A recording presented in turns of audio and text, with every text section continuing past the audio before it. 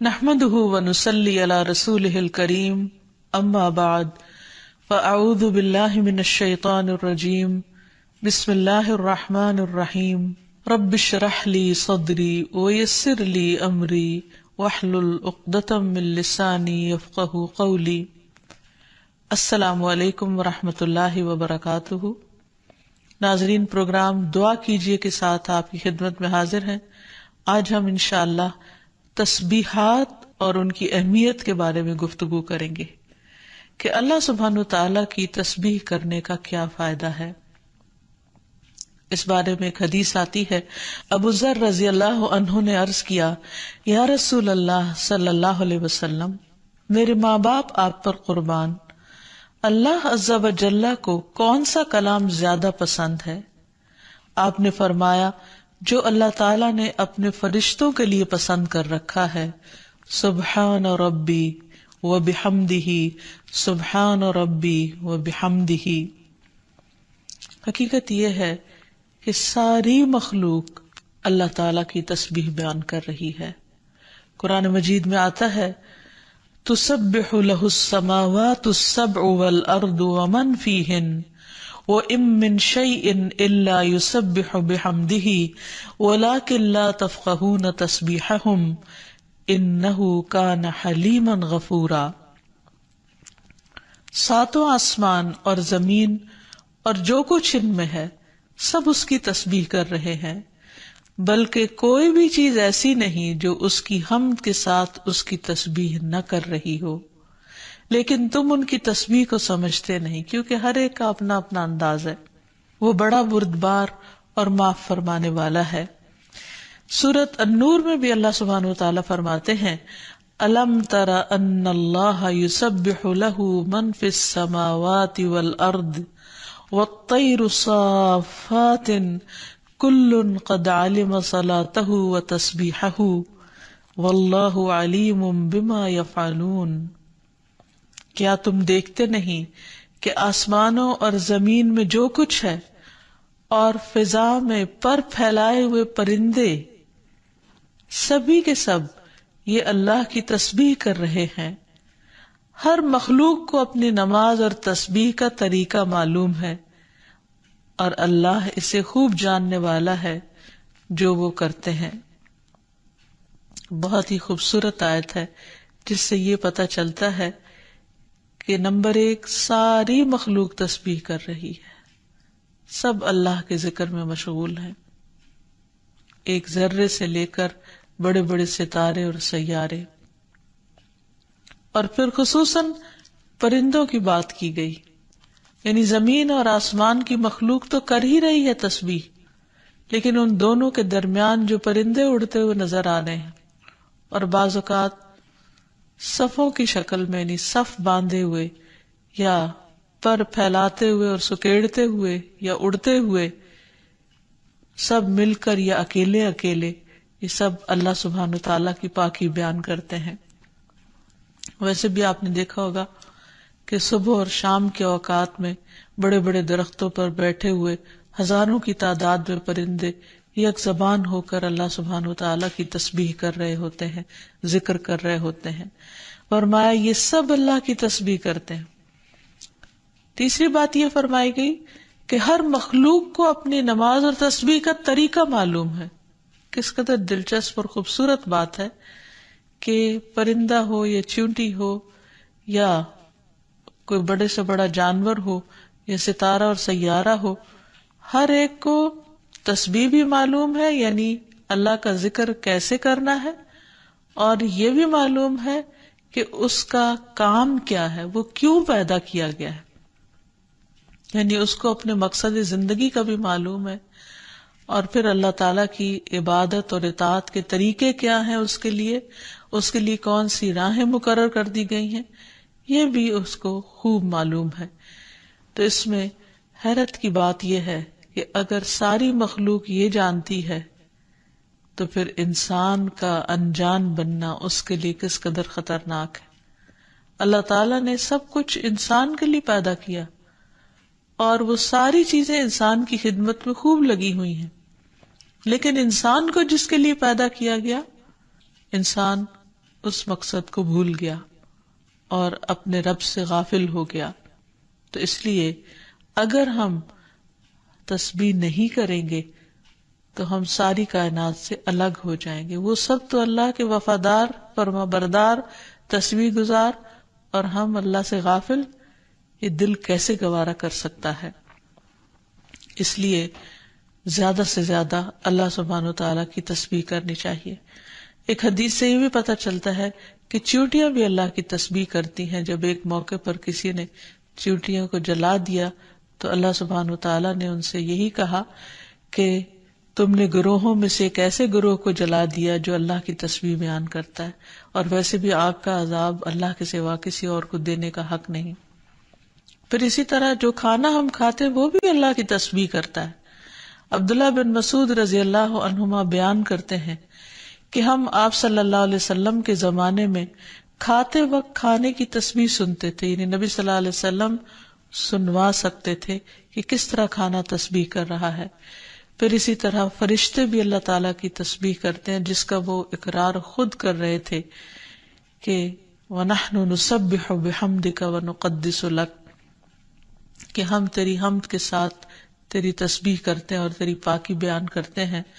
قرآن مجید میں سورۃ الشورى میں بھی آتا ہے وَالْمَلَائِكَةُ يُسَبِّحُونَ بِحَمْدِ رَبِّهِمْ، اور فرشتے اپنے رب کی حمد کے ساتھ اس کی تسبیح کرتے ہیں، یعنی تعریف بھی کرتے ہیں، تسبیح بھی کرتے ہیں.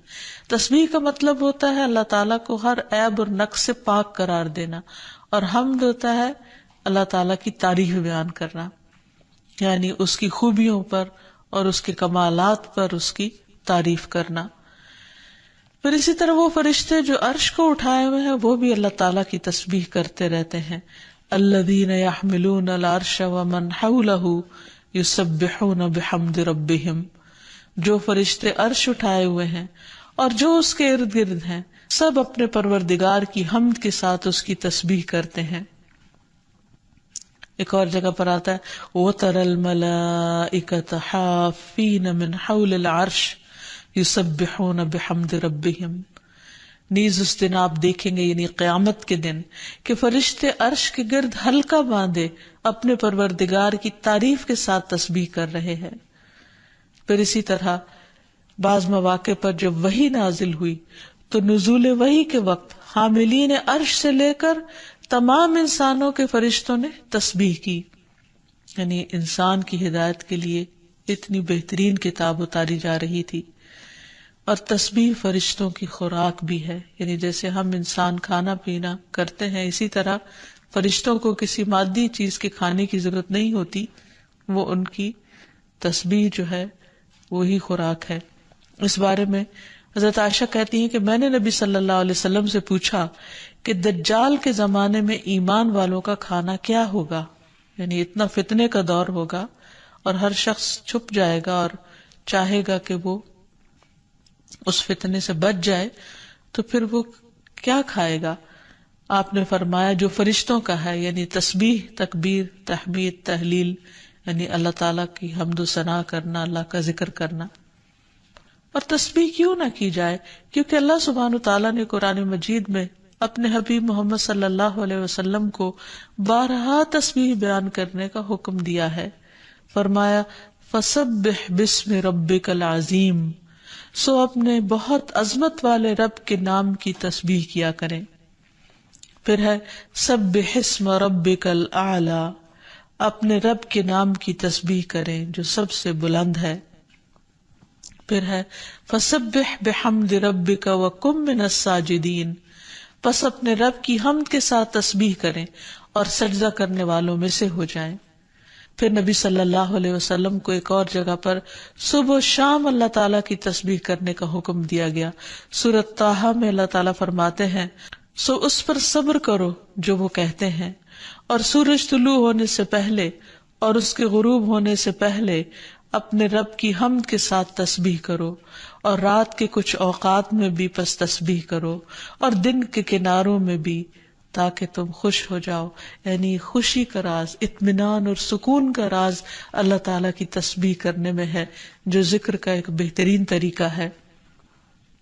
اور یہ ایمان والوں کی علامت بھی ہے کیونکہ قرآن مجید میں آتا ہے انما یؤمن بآیاتنا الذین اذا ذکروا بها خروا سجدا وسبحوا بحمد ربهم وهم لا يستكبرون، کہ ہماری آیات پر تو وہی لوگ ایمان رکھتے ہیں کہ جب انہیں ان کے ساتھ نصیحت کی جاتی ہے تو وہ سجدہ کرتے ہوئے گر پڑتے ہیں، یعنی جھک جاتے ہیں، اور اپنے رب کے حمد کے ساتھ اس کی تسبیح کرتے ہیں اور وہ تکبر نہیں کرتے. یعنی یہ ہوتی ہے مومن کی شان کہ وہ اللہ کی تعریف میں کھویا ہوتا ہے، اللہ کی پاکیزگی بیان کرتا ہے، وہ اپنے رب کی قدر کو پہچانتا ہے اور اپنے کوتاہیوں کو اور اپنی غلطیوں کو، اسی لیے وہ اللہ تعالیٰ کی پاکی بیان کرتا ہے اور اپنے قصور کا اعتراف کرتا ہے، اور اس کی زبان اللہ کے ذکر سے تر رہتی ہے.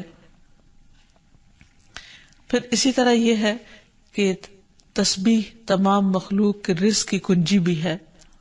اللہ کے نبی نوح علیہ السلام کی وفات کا وقت جب قریب آیا تو انہوں نے اپنے بیٹے سے فرمایا کہ میں تمہیں ایک وصیت کر رہا ہوں، سبحان اللہ و بحمدہ کا ورد کرتے رہنا. یہ ہر چیز کی نماز ہے، اس کے ذریعے مخلوق کو رزق ملتا ہے. تو جو شخص یہ چاہتا ہو کہ اس کے رزق میں کشادگی ہو، اسے بھی کثرت کے ساتھ تسبیح کرنی چاہیے. جیسے اللہ تعالیٰ قرآن مجید میں حکم بھی دیتے ہیں، یا ایھا الذین آمنوا اذکروا اللہ ذکرا کثیرا وسبحوہ بکرۃ واصیلا. اے ایمان والو، اللہ کو بکثرت یاد کیا کرو اور صبح و شام اس کی تسبیح بیان کیا کرو. یعنی انسان کو خاص طور پر صبح اور شام کے اوقات میں تسبیح کرنی چاہیے، جس کی تفصیل احادیث میں ہمیں ملتی ہے. رسول اللہ صلی اللہ علیہ وسلم خود بھی کثرت کے ساتھ سبحان اللہ و بحمدہ استغفر اللہ و اتوب الیہ کثرت سے پڑھا کرتے تھے کہ پاک ہے اللہ اور اس کی تعریف کے ساتھ، اور میں اللہ تعالیٰ سے بخشش طلب کرتا ہوں اور میں اس کی طرف توبہ کرتا ہوں. پھر اسی طرح تسبیح اہل جنت کی پکار بھی ہوگی، دعواہم فیہا سبحانک اللہم، کہ ان کی پکار وہاں ہوگی کہ اے اللہ تو پاک ہے ہر عیب سے، ہر کمی کوتاہی سے، ہر نقص سے، یعنی تو بے عیب ہے، منزہ ہے. اور یہ اللہ سبحانہ وتعالی کو نہایت پسند ہے کہ اس کی کوئی مخلوق اس کی پاکی بیان کرے، کیونکہ وہ اس کا مستحق ہے، وہ ہے ہی پاک. پھر یہ ہے کہ اہل جنت بھی صبح و شام اللہ تعالیٰ کی تسبیح بیان کریں گے، اس لیے ضروری ہے کہ انسان یہ سلسلہ دنیا سے ہی شروع کر دے. اہل جنت کی تسبیح جو ہے وہ ان کے سانسوں میں جاری کر دی جائے گی. اور پھر جو لوگ اللہ تعالیٰ کی تسبیح نہیں کرتے وہ دراصل بد نصیب ہیں، کیونکہ وہ اتنی بڑی خیر سے محروم ہو رہے ہیں جو دنیا میں ان کے لیے سکون کا باعث ہے اور آخرت میں ان کے لیے رب کے قرب کا ذریعہ ہوگی. تسبیح کے لیے جو الفاظ استعمال ہوتے ہیں اس میں سبحان اللہ و بحمدہ، سبحان ربی الاعلی، سبحان ربی العظیم، یہ تمام کلمات جو ہیں یہ تسبیح کے ہیں. اس کے علاوہ ایک اور حدیث سے ہمیں پتہ چلتا ہے، سمرہ بن جندب کہتے ہیں کہ رسول اللہ صلی اللہ علیہ وسلم نے فرمایا، اللہ کے نزدیک سب سے زیادہ محبوب کلمات 4 ہیں، سبحان اللہ والحمد للہ ولا الہ الا اللہ واللہ اکبر. اور تمہیں اس میں سے کسی بھی کلمے سے شروع کرنا نقصان نہ دے گا، یعنی پہلے الحمدللہ بھی کہہ سکتے ہیں یا سبحان اللہ پہلے کہہ سکتے ہیں، لیکن یہ اللہ تعالیٰ کے نہایت پسندیدہ ترین کلمات ہیں. پھر اسی طرح آپ صلی اللہ علیہ وسلم نے یہ بھی فرمایا کہ بے شک تم لوگ اللہ کی عظمت کا جو ذکر کرتے ہو، یعنی تسبیح، تحلیل، تحمید، جو الفاظ بھی کہتے ہو، وہ عرش کے ارد گرد چکر لگاتے ہیں. ان کی ایسی بنبناہٹ ہوتی ہے جیسے شہد کی مکھیوں کی بنبناہٹ. وہ اپنے کہنے والے کا ذکر اللہ کے ہاں کرتے ہیں. کیا تم نہیں چاہتے کہ اللہ کے ہاں تمہارا ذکر ہوتا رہے؟ تو اس سے پتہ چلتا ہے کہ انسان اگر یہ چاہتا ہے کہ اللہ سبحانہ وتعالیٰ کے ہاں اس کا ذکر ہو تو اس کو چاہیے کہ دنیا میں وہ کثرت کے ساتھ تسبیح کرے، کیونکہ یہ اس کے لیے تمام چیزوں سے بہتر ہے. تسبیحات کا پڑھنا، تمام چیزوں سے بہتر ہے۔ ابو ہریرہ کی روایت میں آتا ہے کہ رسول اللہ صلی اللہ علیہ وسلم نے فرمایا، سبحان اللہ والحمد للہ ولا الہ الا اللہ واللہ اکبر، کہ اللہ پاک ہے اور سب تعریفیں اسی کے لیے ہیں، اللہ کے سوا کوئی معبود نہیں اور اللہ سب سے بڑا ہے۔ یہ کہنا میرے نزدیک ہر اس چیز سے محبوب ہے جس پر سورج طلوع ہو، یعنی بڑے بڑے سونے چاندی کے ڈھیر سے بھی زیادہ پسندیدہ تھا نبی صلی اللہ علیہ وسلم کے نزدیک ان کلمات کا ذکر کرنا، ورد کرتے رہنا۔ پھر اسی طرح یہ کلمات جو زبان پر بہت ہلکے ہیں اور میزان میں بہت بھاری ہیں اور الرحمن کو بہت ہی پیارے ہیں، وہ ہے سبحان اللہ وبحمدہ، سبحان اللہ العظیم۔ پھر ایک بار تسبیح پڑھنے سے زمین و آسمان بھر جاتا ہے۔ رسول اللہ صلی اللہ علیہ وسلم نے فرمایا، طہارت نصف ایمان کے برابر ہے، اور الحمدللہ کہنا میزان کو بھر دیتا ہے۔ سبحان اللہ اور الحمدللہ کہنے سے زمین و آسمان کے درمیانی فضا بھر جاتی، یعنی کتنا فاصلہ ہے زمین و آسمان کے بیچ کا، لیکن انسان کیا اس کے لیے بھی اس کو کچھ مشکل ہے کہ اللہ سبحانہ و تعالیٰ کی محبت کے ساتھ پاکی بیان کرے اور تسبیح کرے، جس کا ریوارڈ اتنا بڑا ہے اس کے لیے۔ آج دنیا میں انسان کو وہ نظر نہیں آتا، لیکن کل قیامت کو انسان ایک ایک نیکی کا محتاج ہوگا، تو وہاں اس کو اس کی قدر آئے گی۔ اس لیے بہتر ہے کہ آج اپنے لیے انسان ذخیرہ اور سرمایہ اکٹھا کر لے۔ پھر اسی طرح انسان جب تسبیح کرتا ہے تو اس کے گناہ بھی مٹتے ہیں، یعنی ایک طرف اس کی نیکیوں میں اضافہ ہوتا ہے اور دوسری طرف اس کے گناہوں کو جھاڑنے کا ذریعہ بنتا ہے۔